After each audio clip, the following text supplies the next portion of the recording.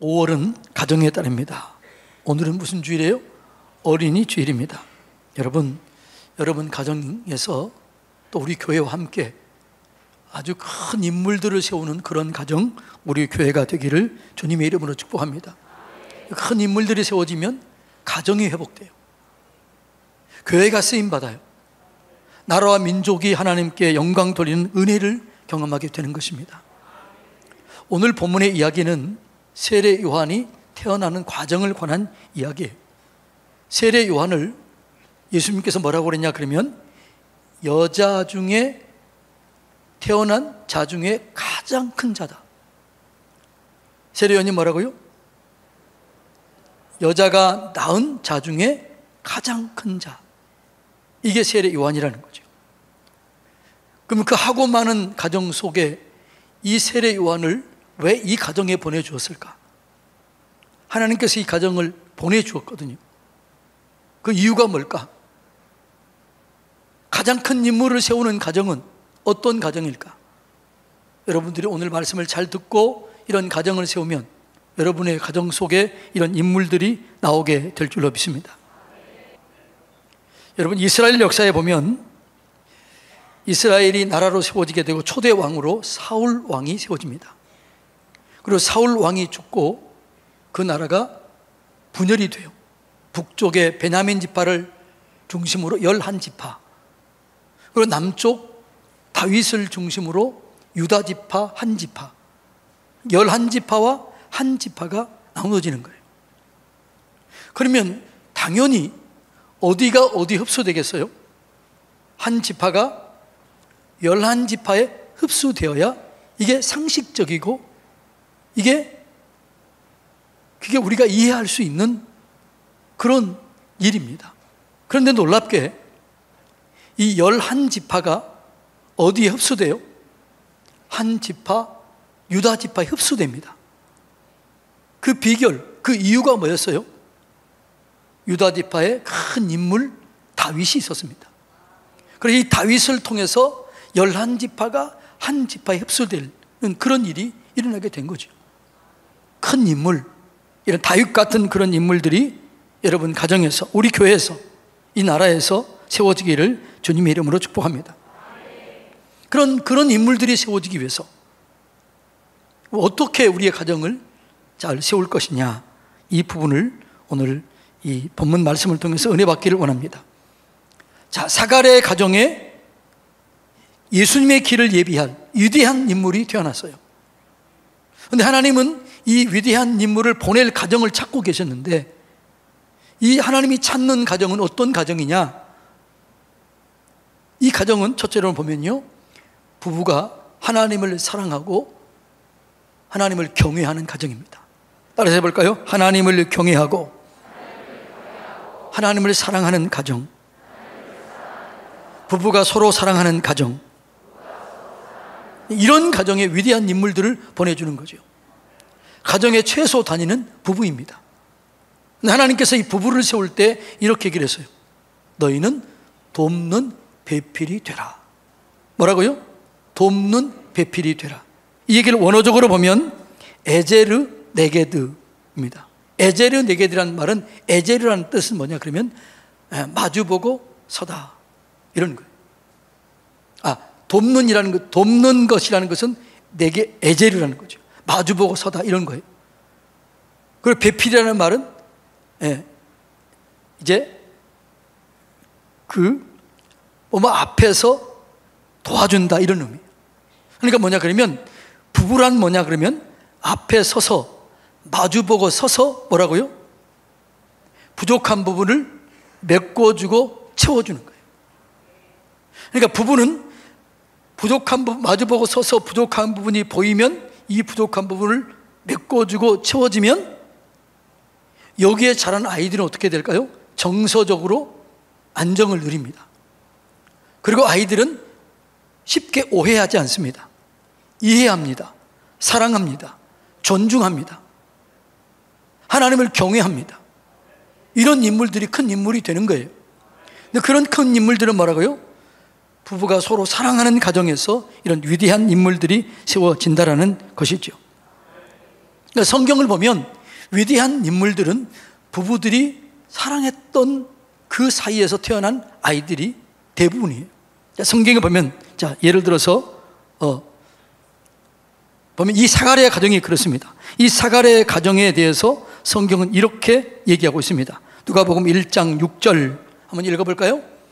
두 사람이 하나님 앞에 의인이니 주의 모든 계명과 규례대로 흠이 없이 행하더라. 이 두 사람의 삶이 뭐라고요? 그들은 하나님을 믿었고 주의 모든 계명과 규례대로 흠이 없이 행했다. 이 말은 무슨 말이에요? 하나님의 말씀을 온전히 순종했다는 거죠. 그리고 부부의 규례를 따랐다는 거죠. 그러면 이 부부의 규례가 뭐냐라는 거죠. 부부의 규례가 뭐냐? 에베소서 5장 22절로 25절. 자, 이게 부부의 규례입니다. 읽어볼까요? 아내들이여 자기 남편에게 복종하기를 주께 하듯 하라. 이는 남편이 아내의 머리됨이 그리스도께서 교회의 머리됨과 같음이니 그가 바로 몸의 구주시니라.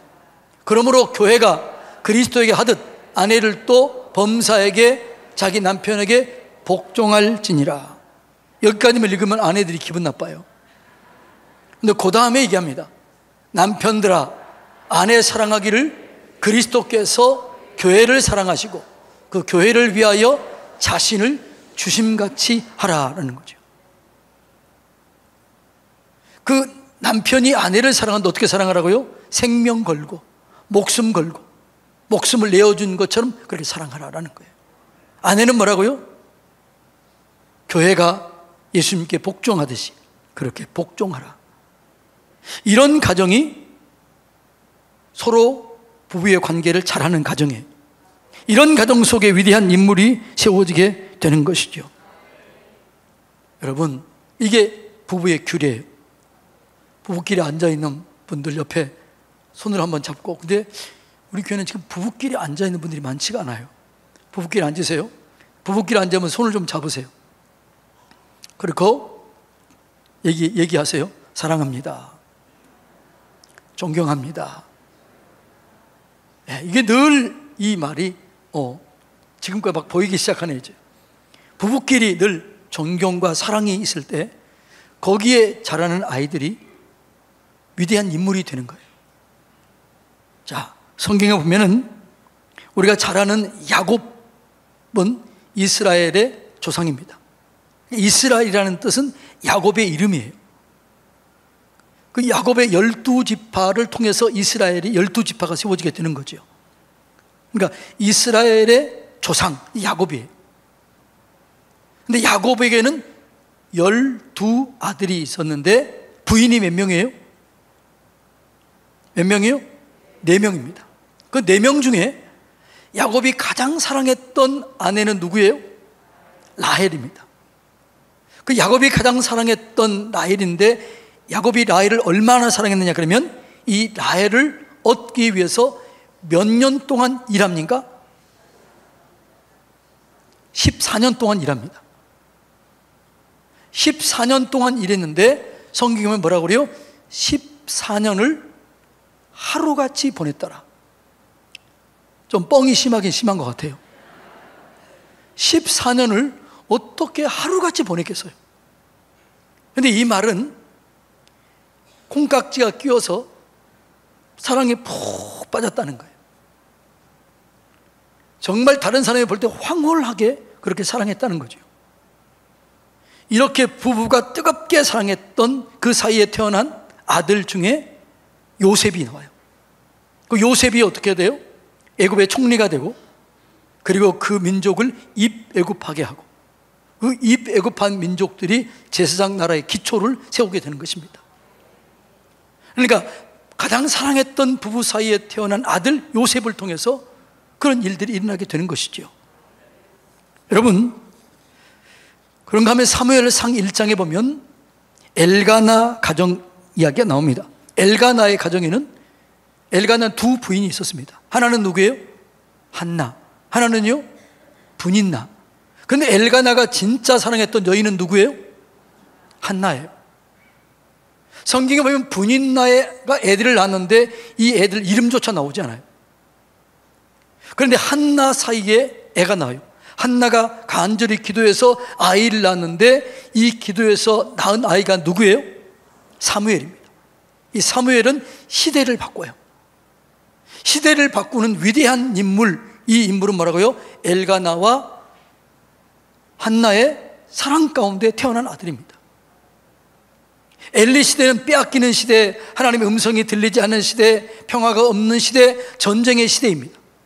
그런데 사무엘 시대는 하나님의 음성이 선명하게 들려지고 빼앗던 것들을 회복시키고 하나님의 살아계심을 경험하고 나라가 평강 가운데 든든히 세워져 가요. 이게 뭐냐? 시대를 바꾸는 사무엘이에요.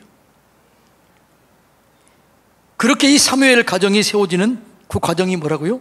중간에 사랑하는 사람들이 있었다는 거죠. 그 다음에 우리가 잘 아는 거죠. 다윗 가정입니다. 다윗이 왕이 된 후에 여러 명의 부인이 있었습니다. 근데 그 부인 중에서 다윗이 가장 사랑했던 사람이 누구예요? 밧세바예요. 밧세바와 사이에 태어난 아들이 누구예요? 솔로몬이에요. 그러니까 여러분 성경에 보면은요, 사랑하는 사람들 사이에 태어난 자녀들이 위대한 인물이 되는 거죠. 부부끼리 좀 맞아보세요. 사랑합니다. 아니, 하라고 기회를 줘도 안 해요. 사랑합니다. 네. 우리나라 남편은 참 무심해요. 사랑합니다. 그러니까 어떤 옆에 그 남편이 이렇게 쑥스러워 하는 거예요. 쑥스러워 하는 거예요. 사랑은 표현해야 돼. 자, 그런데 이 다윗 가정도 이 밧세바와 사이에 솔로몬이 태어나요. 이 솔로몬은 어떻게 해요? 이전에도 없었고 이후에도 없는 지혜의 왕이 됩니다. 그러니까 성경에 이전과 이후에도 이런 왕이 없었다. 그 지혜의 왕은 사랑하는 사람들 사이에 태어난 거예요. 여러분의 가정 속에 위대한 인물이 세워지기 위해서는 여러분 남편과 아내가 서로 존중하고 사랑해 줄 때 그 가정에서 위대한 인물이 태어나게 되는 것이죠. 그런 위대한 인물을 태어나게 하는 그런 여러분 가정 되시기를 축복합니다. 근데 하나님께서는 그것만 가지고는 좀 부족했던 것 같아요. 그 가정, 사랑하는 가정이 여럿이 있었던 것 같아요. 그래서 그 중에서 또 하나를 찾아요. 그게 뭘까요? 사명을 바르게 감당하고 기도했던 가정이에요. 여러분, 이 사가랴 가정은 사명을 온전히 감당했던 가정이에요. 자, 8절 읽어볼까요? 마침 사가랴가 그 바늘의 차례대로 하나님 앞에서 제사장 직무를 행할세. 그러니까 사가랴는 제사장이었어요. 그런데 그 반열대로 사명을 온전히 감당했다는 거죠. 여러분, 하나님은 우리가 온전히 내가 맡겨진 사명을 감당할 때 그 사람을 쓰시고 그 사람을 통해서 하나님의 영광을 나타내 주시고 자녀들을, 직장을, 일터를 축복해 주실 줄로 믿습니다. 예. 우리가 사명을 감당하면 하나님이 우리를 책임을 져주는 거죠. 우리 교회 한 권사님이 그러시더라고요. 목사님, 우리 남편이 은퇴했는데 더 좋은 직장으로 갔습니다. 아니, 나이가 많으면 은퇴하면은 더 떨어져야 되잖아요. 더 좋은 직장에 갔다는 거예요. 그러면서 이렇게 얘기하더라고요. 이렇게 기도했대요. 하나님, 제가 하나님을 기쁘게 하고 하나님께 봉사할 테니 남편을 책임져 주시고 자녀들을 책임져 주세요. 그렇게 기도했다는 거예요. 그랬더니 그렇게 되더라는 거예요. 여러분, 사명을 바르게 감당할 때 하나님께서 그 가정에 위대한 인물을 세워주게 되는 것이죠. 그리고 사가랴의 가정은 기도하는 가정이었습니다. 자, 남편은 온전히 사명을 감당하고 그 아내는 그 사명을 감당하는 동안 깊이 기도합니다. 자, 1장 10절로 11절 다 같이 읽어볼까요? 모든 백성은 그 분향하는 시간에 밖에서 기도하더니 주의 사자가 그에게 나타나 향단 우편에 선지라. 그러니까 남편은 성전 안에, 성소 안에 사명을 감당하고 있어요. 그런데 아내 엘리사벳은 어떻게 해요? 성전 밖에서 백성들과 함께 간절히 기도합니다. 그런데 얼마나 간절히 기도했으면 하나님의 사자가 나타나요. 그리고 천사가 그 가운데 임해요. 그래서 그의 기도는 하나님의 보좌를 움직일 만큼 간절한 기도였다는 거죠. 그래서 그 가정은 기도하는 가정이었습니다. 자, 13절 읽어볼까요? 천사가 그에게 이르되 사가랴여 무서워하지 말라. 너의 간구함이 들린지라. 내 아내 엘리사벳이 내게 아들을 낳아주리니 그 이름을 요한이라 하라. 자, 주의 사자가 향단 우편에 서고 천사가 역사했던 이런 귀한 기도할 수, 이렇게 기도가 깊었다는 거죠. 여러분, 우리의 기도가 이렇게 깊어질 때 하나님께서 우리 가운데 역사하셔서 하나님의 뜻을 이루어 주실 줄로 믿습니다. 그러니까 여러분들이 하나님의 사명을 감당하고 깊이 기도하면 하나님이 여러분의 자녀들 책임을 져주는 거예요. 남편을 책임을 져줘요. 사업장, 직장, 일터를 책임져 주실 줄로 믿습니다. 그리고 그 가정 속에 위대한 인물이 나오는데 그 위대한 인물이 마태복음 11장 11절에 보면 이렇게 얘기해요. 자, 세례 요한을 이렇게 표현합니다. 읽어볼까요? 내가 진실로 너희에게 말하노니 여자가 낳은 자 중에 세례 요한보다 큰 이가 일어남이 없도다. 그러니까 지금까지 여자가 낳은 자 중에 가장 위대한 인물이 누구라고요? 가장 큰 자가 누구라고요? 세례 요한이었다는 거죠. 왜 세례 요한이 가장 큰 자였냐? 예수님이 길을 예비해서요. 그래서 가장 큰 자가 된 거지요. 그 세례 요한은 사명을 바르게 감당하고 그리고 기도했던 그 가정, 부부끼리 사랑했던 이 가정 속에 태어나게 된 거예요. 하나님은 위대한 천재를 보낼 때, 위대한 하나님의 사람을 보낼 때 가정을 찾고 계셔요. 어느 가정에 하나님의 천재를 보낼까? 하나님의 사람을 보낼까 찾아요. 근데 하나님이 찾는 선택 기준이 뭐라고요? 부부가 사랑하는 가정이다. 두 번째가 뭐라고요? 사명을 바르게 감당하고 그리고 뭐라고요? 깊이 기도하는 가정이다. 세 번째는 뭐라고요? 아직 안 배웠으니까 그것만 가지고 부족해요. 여러분, 이렇게 부부가 사랑하는 가정도 있어요. 근데 기도도 해요. 근데 그것만 가지고는 안 되는 거죠. 보낼 사람은 한 사람밖에 없는 거죠. 근데 그런 가정이 더러 있었던 것 같아요. 주님이 기뻐하셨겠지요. 야, 부부간에 저렇게 사랑하고 있는구나, 기도하고 사명을 감당하구나. 그런데 기쁜 거죠. 근데 그런 가정이 여러 가정이 있었던 거죠. 한 가지를 더 보았어요. 한 가지 본 게 뭐냐? 성령 충만한 가정이냐, 이걸 보는 거예요. 여러분, 이 사가랴의 가정은 성령 충만한 가정이었다라고 그렇게 얘기를 하고 있습니다. 여러분, 신앙생활 할 때요, 부부가 다 성령 충만한 가정 많아요, 많지 않아요? 많지 않아요. 아내는 성령 충만하고 아내는 믿음 생활 잘하는데 남편은 믿음이 약하고 이미 은혜 속 깊이 들어가지 못한 그런 가정들이 참 많습니다. 그런데 이 가정은 남편도 성령 충만하고 아내도 성령 충만하고 그리고 그 성령 충만함이 세례 요한에게 흘러간 거죠. 이런 성령 충만한 가정에 위대한 인물이 세워지게 되는 것이죠. 자, 누가복음 1장 41절 읽어볼까요?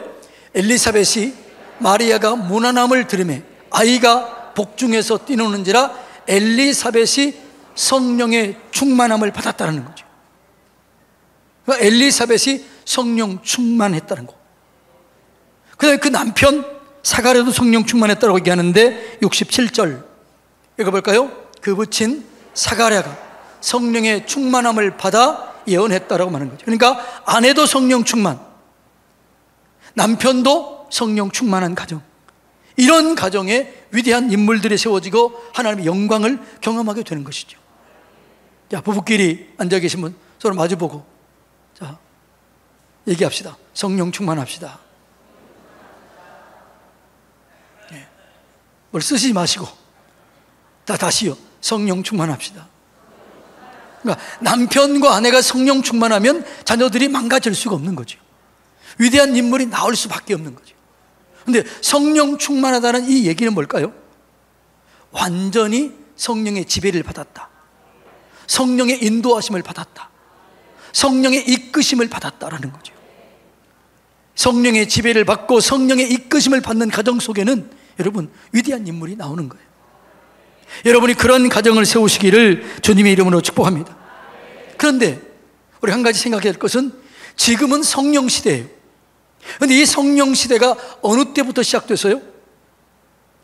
오순절, 마가, 다락방 그때부터 시작된 거예요. 그러면 이 사가랴와 엘리사벳의 이 때는요 아직 오순절 성령 충만함이 있기 전이에요, 후예요? 이게 전이에요. 그때는 소수의 몇몇 사람들에게만 성령이 임했던 시대예요. 그러면 이 엘리사벳과 사가랴는 얼마나 기도 많이 했겠어요? 얼마나 하나님을 의지했겠어요? 얼마나 하나님을 갈망했겠어요?